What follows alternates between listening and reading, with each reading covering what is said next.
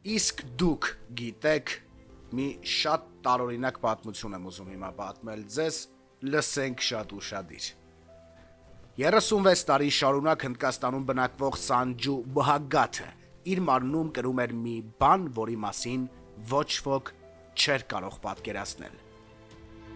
Նրա որովայնը այնքան էր մեծացել, որ մարդիկ կատակով 9 ամսական հղի էին ասում նրան։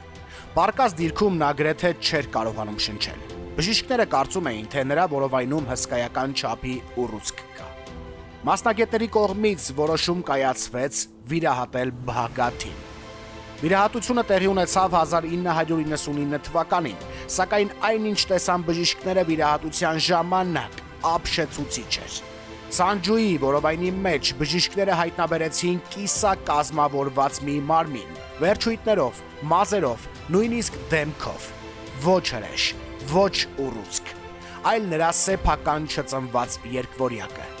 Այս պաթոլոգիկ վիճակը շատ հազվադեպ է հանդիպում բժշկության մեջ եւ ստացել է ֆետուս in fetu անվանումը, երբ երկվորյակներից մեկը ներարգանդային զարգացման ժամանակ ներքաշվում է մյուս մարմնի մեջ եւ դադարում է նորմալ աճել։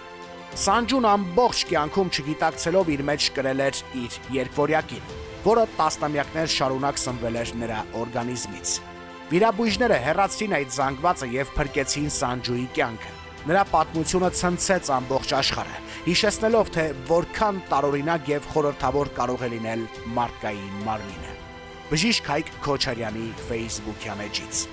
Եթե ուզում եք ձեր բիզնեսը տեսանելի լինի եւ ճանաչելի, դիտեն հազարավոր մարդիկ, իմանան ձեր մասին, ձեր բիզնեսը կլինի իմ կոնտենտում, վիդեոյի մեջ գրեթե ամեն օր 1 ամիս շարունակ։ Պայմաններին ծանոթանալու համար գրեք ինձ անձնական նամակ։ Լավ եղեք, առայժմ։